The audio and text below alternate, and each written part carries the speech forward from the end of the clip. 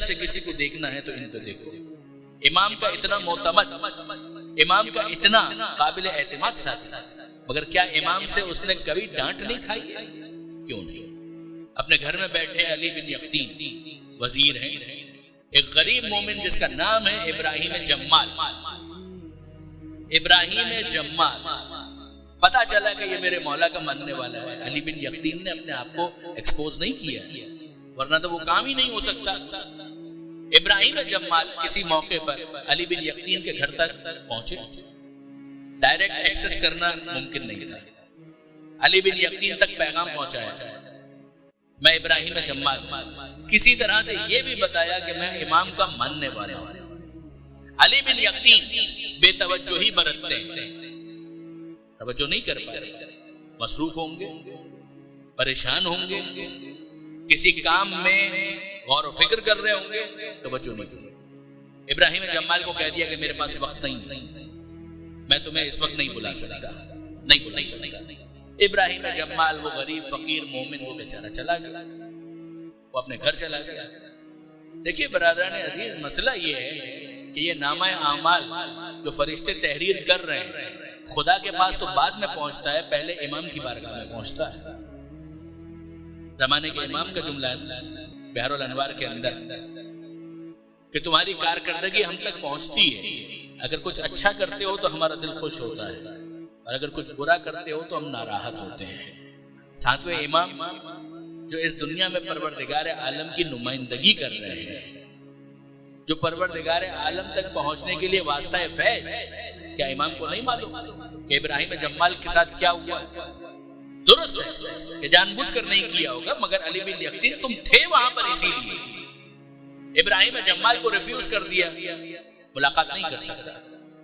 اور اب کسی موقع پر چھپتے چھپاتے علی بن یقطین مدینہ منورہ پہنچے امام سے ملاقات کرنے کے لیے. تقیہ ہے، کسی طرح سے ساتویں امام کے دروازے تک پہنچے، پیغام پہنچایا. رات کا وقت، ساتویں امام کے در دولت پر دستک دی. پوچھا خادم نے کون؟ میں امام کا غلام علی بن یقطین، امام کا چاہنے والا. میرا پیغام دو امام کی بارگاہ میں کہ زیارت کے لیے حاضر ہوا ہوں، امام کا دیدار کرنا چاہتا ہوں.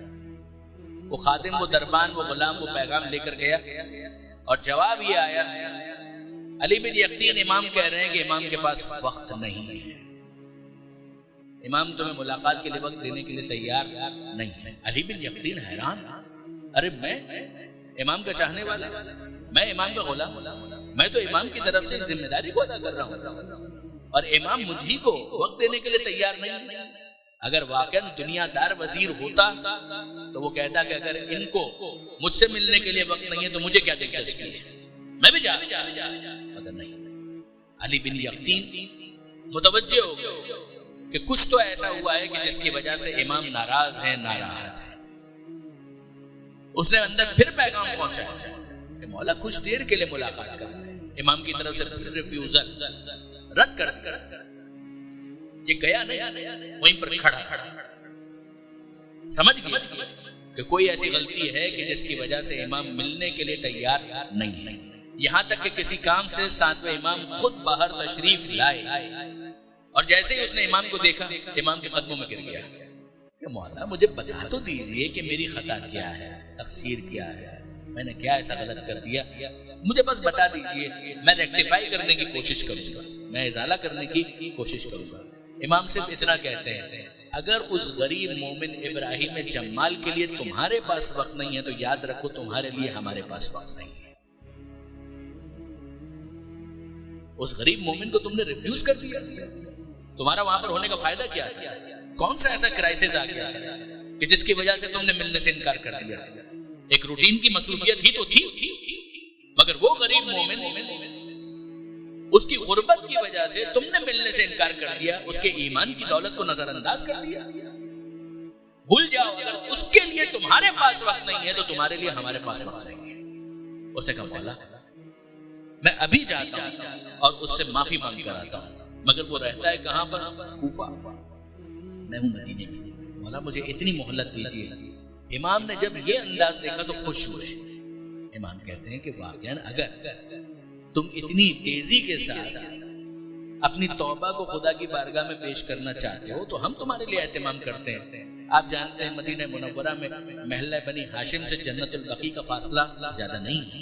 مدینہ بہت چھوٹا شہر ہے، اس چھوٹے شہر کا ایک محلہ چھوٹا سا محلہ بنی ہاشم، اس محلہ بنی ہاشم سے 3 منٹ 4 منٹ کے فاصلے پر آج بھی اگر آپ جائیں تو محلہ بنی ہاشم سے جنت البقیع تک پہنچ جاتے ہیں۔ اللہ سب کو یہ زیارتیں نصیب کرے۔ میں سادات سے خاص طور پر کہتا ہوں، مدینہ آپ کا ہے، مکہ آپ کا ہے، جس طرح کربلا آپ کا ہے، یہ شہر آپ کے ہیں، اسی طرح مدینہ اور مکہ بھی آپ کے شہر ہیں۔ خانہ کعبہ میں بتوں کے آنے کی وجہ سے وہ کعبہ بتوں کا نہیں ہو گیا تھا۔ اسی طرح اگر آج آپ کو وہاں پر غیروں کی حکومت نظر آتی ہے تو اس کی وجہ سے مکہ اور مدینہ کی زیارتیں ترک نہ کریں۔ مدینہ آپ کا ہے، مکہ آپ کا ہے۔ مدینہ منورہ محلہ بنی ہاشم جہاں پر 7ویں امام کا گھر تھا۔ علی بن یقین کہتے ہیں مولا میں جانا چاہتا ہوں، کوفہ دور ہے۔ امام کہتے ہیں نہیں، پھر اہتمام ہم کر دیتے ہیں، بقیع کے پاس جاؤ، وہاں پر تمہیں ایک اونٹ ملے گا، اس اونٹ پر بیٹھو اور پھر دیکھو کیا ہوتا ہے۔ علی بن یقین محلہ بنی ہاشم سے چلے، بقیع پہنچے، بقیع میں دیکھا کہ اونٹ موجود ہے، اس پر بیٹھے۔ امام صاحب الزمان ہے، امام وہ ہے کہ جس کے لیے یہ کائنات خلق ہوئی ہے۔ امام نے جس سواری کا اہتمام کیا، علی بن یقین بیٹھے، زمین سمٹنا شروع ہوئی اور کچھ ہی دیر میں کوفہ شہر میں وارد ہوئے۔ کوفہ میں رات کا وقت، کوفہ میں گئے، ابراہیم جمال کا مکان معلوم کیا کہ کہاں پر ہے۔ ابراہیم جمال کے دروازے پر گئے، وہ کٹیا، چھوٹا سا ایک حجرہ، وہ اس غریب کا مکان کا دستک دی۔ اندر سے ابراہیم جمال برآمد ہوئے، پوچھتے ہیں کون؟ دروازہ بھی نہیں کھولا، کون؟ کہا بھائی میں علی بن یقین۔ کہا کون علی بن یقین؟ وزیر؟ کہا کہ ہاں میں وہی علی بن یقین۔ ابراہیم جمال جو کہتے ہیں اس کا خلاصہ یہ ہے کہ بھائی کیوں میرے ساتھ مذاق کرتے ہو؟ علی بن یقین جو ہارون رشید کا وزیر ہے وہ میرے گھر پہ کیوں آنے لگا؟ وہ میرے دروازے پر کیوں آنے لگا؟ علی بن یقین کہتے ہیں میرے بھائی خدا کے لیے دروازہ کھول، اس وقت میں بہت پریشان ہوں، میں تجھ سے کچھ لینے کے لیے آیا ہوں، میں تیری کچھ مدد چاہتا ہوں، دروازہ کھول دے۔ ابراہیم جمال نے دروازہ کھول دیا۔ علی بن یقین پہچانتے علی بن یقین یہ تو واقعی آ گیا۔ کہا کہ ہاں کچھ دیر کے لیے گھر میں آ سکتا ہوں؟ کہا تشریف لائیے۔ علی بن یقین گھر میں داخل ہوئے، ابراہیم جمال سے کہتے ہیں اے ابراہیم کیا ایسا ہو سکتا ہے کہ میری خطا کو تم معاف کر دو؟ میرے گناہ کی توبہ کے لیے تمہارا راضی ہونا بہت ضروری ہے۔ ابراہیم جمال کہتے ہیں کون سی خطا؟ کہ تمہیں یاد ہے نا ایک دفعہ تم میرے گھر پر آئے تھے، میں کار سلطنت کے امور میں مصروف تھا، میں تم سے ملاقات نہیں کر پایا۔ کہا کہ ہاں ایسا ہوا تھا۔ کہ بس بات اتنی سی ہے کہ میں نے تم سے ملاقات سے انکار کر دیا، میرے امام نے مجھ سے ملاقات سے انکار کر دیا۔ ابراہیم کہتے ہیں کیا امام نے میری خاطر تم سے ملاقات سے انکار کر دیا؟ کہا کہ ہاں تمہاری خاطر امام نے مجھ سے ملاقات سے انکار کر دیا۔ امام کہتے ہیں کہ ایک غریب مومن کے لیے اگر میرے پاس وقت نہیں ہے تو میرے لیے ان کے پاس وقت نہیں ہے۔ وہ تو اپنے نصیب پر حیران ہو رہا ہے۔ ابراہیم جمال ارے میں ایک حقیر سا غریب سا مومن اور میرے بارے میں 7ویں امام اتنا سوچ رہے ہیں، اتنا خیال کر رہے ہیں۔ وہ کہتا ہے میں کیا کروں، کس طرح سے پروردگار عالم کا شکر ادا کروں؟ کہا کہ وہ سب تم بعد میں کرنا، اس وقت تو میں تم سے معافی کا طلب کر رہا ہوں، میں تم سے معذرت چاہتا ہوں، معافی چاہتا ہوں۔ کہا کہ ہاں بھائی میں نے تمہیں معاف کیا، میں نے تمہیں بخش دیا۔ کہا کہ نہیں۔ اب ذرا یہ علی بن یقین کا انداز دیکھیے کہ اے میرے برادر مومن میں اس طرح سے قبول نہیں کروں گا۔ کہا کیا مطلب؟ تم نے یہی کہا تھا نا کہ میں تمہیں معاف کر دوں، میں نے معاف کر دیا۔ کہا کہ نہیں اس طرح سے نہیں، میں چاہتا ہوں کہ کوئی سند لے کر جاؤں، کوئی ثبوت لے کر جاؤں۔ اے علی بن یقین کیا آپ یہ چاہتے ہیں کہ میں آپ کو کچھ لکھ کر دوں؟ کہا کہ نہیں تمہاری مہر چاہیے، تحریر نہیں چاہیے، مہر چاہیے۔ کہا مگر مہر کسی تحریر ہی پر لگے گی، یہ میں خلاصہ بیان کر رہا ہوں، مہر کسی تحریر پر لگے گی۔ کہا کہ نہیں وہ والی مہر نہیں چاہیے۔ کہا پھر کیسی مہر چاہیے؟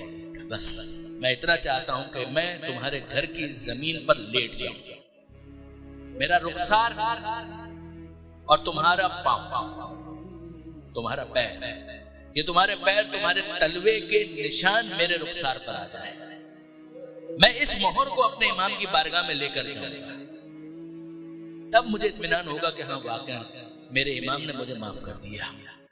علی بن یقطین یہ کہہ رہے ہیں، ابراہیم جمال پریشان ہے، اے علی یہ کیسے میں کر سکتا ہوں؟ کہا کہ نہیں، یہ تو تمہیں کرنا پڑے گا۔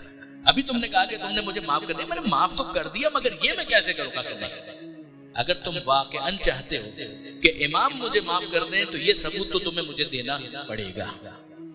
ابراہیم جمال بدل نہ خواستہ نہ چاہتے ہو، مگر علی بن یقطین تو لیٹ چکے، رخسار نمایاں ہے۔ ابراہیم جمال نے اپنے پیروں کے نشان سب کیے ہیں علی بن یقطین کے رخسار پر، اور اب اس ثبوت کے ساتھ، اس مہر ندامت کے ساتھ، اس مہر توبہ کے ساتھ علی بن یقطین باہر آئے، شکریہ ادا کیا ابراہیم جمال کا، باہر آئے اور دیکھا کہ وہ اونٹ اسی طریقے سے وہاں پر کھڑا ہوا ہے، واپس بیٹھے جس طرح سے چند لمحوں کے اندر مدینے سے کوفہ آئے تھے، زمین پھر سمٹی اور علی بن یقطین واپس مدینہ منورہ پہنچے، محلہ بنی ہاشم میں داخل ہوئے، اور اب دستک دینے کی ضرورت نہیں پڑی، امام خود کھڑے تھے استقبال کرنے کے لیے۔ اے علی بن یقطین، اگر تم اپنی توبہ کا اس طرح سے اہتمام کر سکتے ہو تو پھر تمہیں انتظار کرنے کی ضرورت نہیں ہے۔ کوئی دربان کیوں بھیجو، کوئی خادم کیوں بھیجوایا جائے گا، کسی غلام کو کیوں بھیجوایا جائے گا؟ نہیں، علی بن یقطین ہم خود تمہارا استقبال کریں گے۔ تم نے تو واقعا ثابت کر دیا کہ ماننے والا کیسا ہونا چاہیے۔ عزیزان، اس کو شیعہ کہتے ہیں، شیعہ اس کو کہتے ہیں جو امام کی رضایت کو اس طرح سے سمجھ لے۔ کیا یہ معصوم تھا؟ یہ معصوم نہیں تھا، ورنہ تو گناہ ہی نہ ہوتا، ورنہ تو غلطی بھی نہ ہوتی۔ میں پھر کہہ رہا ہوں، کیا وہ اس وقت کسی کرائسس میں تھا جب اس نے ابراہیم جمال سے ملاقات سے انکار کر دیا؟ نہیں، اگر کرائسس میں ہوتا تو امام یہ سزا نہ دیتے۔ نہ کرائسس میں تھا، نہ کوئی اور مسئلہ تھا، ہاں مصروفیت تھی، مگر یہ کون سی مصروفیت تھی کہ جس کے دوران ایک مومن کے حال سے غافل ہوا جائے کہ یہ اجازت نہیں، ورنہ تو یقیناً کنسیڈر کیا جائے گا کوئی کرائسس ہے، کوئی مشکل نہیں۔ یہ علی بن یقطین بتا رہے ہیں کہ اگر تم صاحب منصب ہو جاؤ تو تمہارا دماغ خراب نہیں ہونا چاہیے، تمہیں اپنے جامع میں رہنا ہے، تمہیں اپنی اوقات کو پہچاننا ہے۔ تمہارے پاس یہ منصب آیا ہی اس وجہ سے کہ تم دوسرے مومنین کی خدمت کر سکو، ان کی مدد کر سکو۔ تم بیوروکریٹ بن گئے ہو، اپنی ذمہ داری پہچان۔ تم کسی منصب پر پہنچ گئے ہو، اپنے مقام مرتبے کو پہنچ۔ وزیر بن گئے ہو، سمجھو کہ یہ مرتبہ تمہیں کس لیے دیا گیا ہے، اس ذمہ داری کو سمجھنے کی کوشش کرو۔ اللہم عجل ولیک الفرج۔